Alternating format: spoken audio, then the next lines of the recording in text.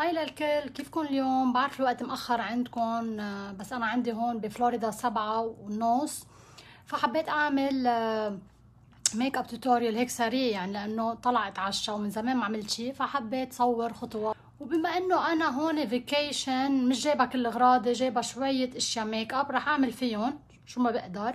والمشكله انه حتى الفونديشن اللي جايبته مش كتير غامق، بما انه صرت انا هلا محروقه، فرح غمقه بالبرونزنج باودر. واكيد رطبت بشرتي كتير منيح، استعملت كلينيك هيدا الاصفر للفيري درايت وكومبينيشن. هلا بشرتي كتير مناشفه على الشمس وما عم بحط بروتكشن ولا شيء، وكمان رطبت شفايفي.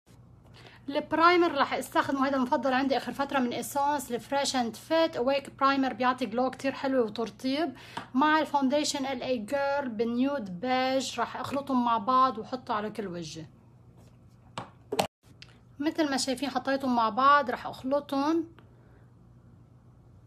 خلطت الفونديشن مع البرايمر، بيعطي هيك جلو حلو. هلا رح تشوفوه فاتح، بس رح ارجع غمقه بالباودر. شوفوا شكلي كيف صار. هلا رح ادمجهم بالبيوتي بلندر، بدي اياه يطلع لانه خفيف، ما بدي سمكه او شي. رح ادمجه مزبوط.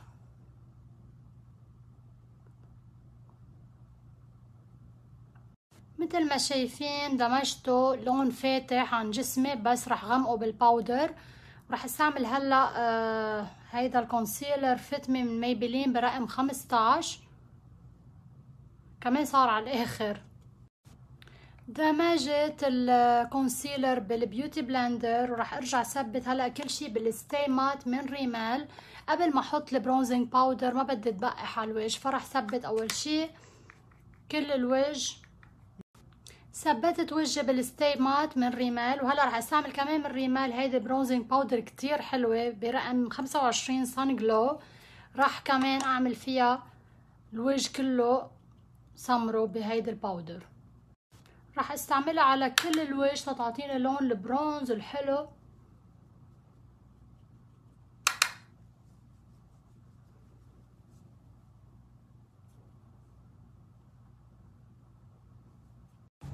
مثل ما شايفين صار اللون اضبط مع جسمي بعد ما سمرتها بالباودر. هلا رح اعلم حواجبي. رح استعمل باليت، مع انه عندي الميبلين تبع رح استعمل من وات ان وايلد هيدا الباليت الاي شادوز، كتير حلوين الوانها، فيها هيدا اللون اللي بني. رح استعمله لحواجبي، بيجي لون بني حلو، فراح اعلم في حواجبي.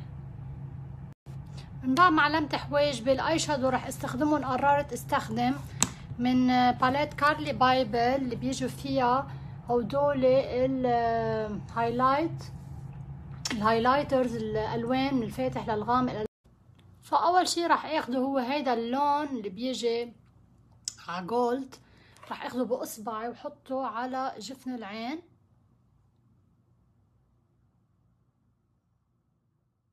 باصبع بيطلع.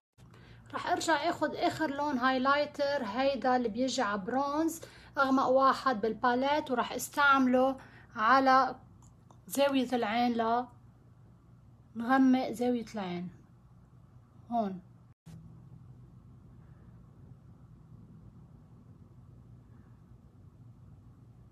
بندخله بس شوي لجوا، وبعدين رح ندمجه بالبراش تانية. وكمان هو ذاته اللون رح استعمله تحت العين بهالشكل.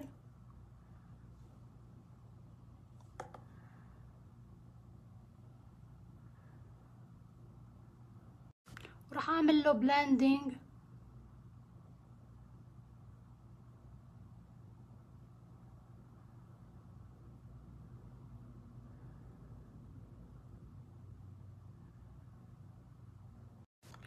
وراح اخد اللون التاني الهايلايت اللي بيجي لونه جولد فاتح بريشة رفيعة، واستعمله عمدمع العين،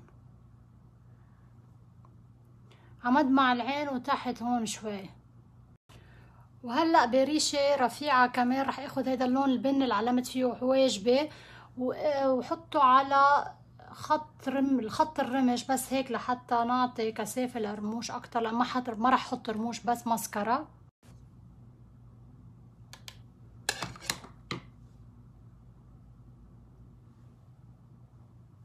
بهالشكل بس على خط الرمش، هالشي بيعطينا كثافة للرموش اكتر. وراح احط كمان بس على اول العين من هون من تحت خط رفيع بس على خط الرمش.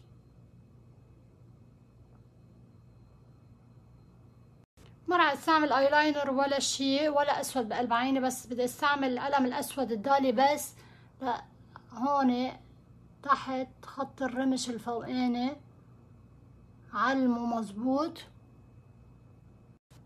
وهلا راح استعمل ماسكارا اللي بحبها كتير من اسنس اللي هي لاش برنسس، راح احطها على رموشي. ما راح احط رموش اليوم، عادة ما كتير بحط رموش، راح احطها تعطي فوليوم كتير.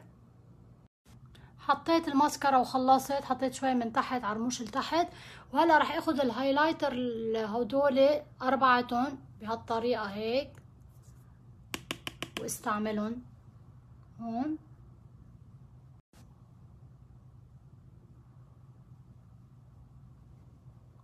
شوي هون، واكيد على المنخار والشفاف.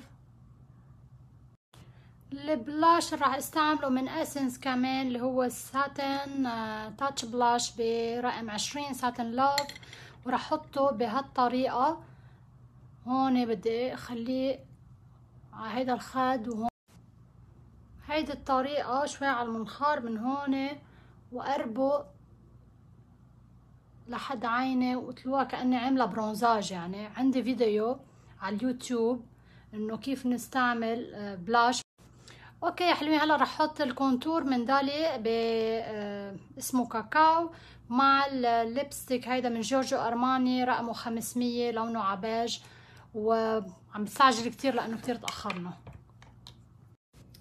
اوكي يا حلوين، هيدا اللوك ان شاء الله تكونوا حبيتوه، وما عادش عندي كتير وقت، لازم روح البس ونطلع.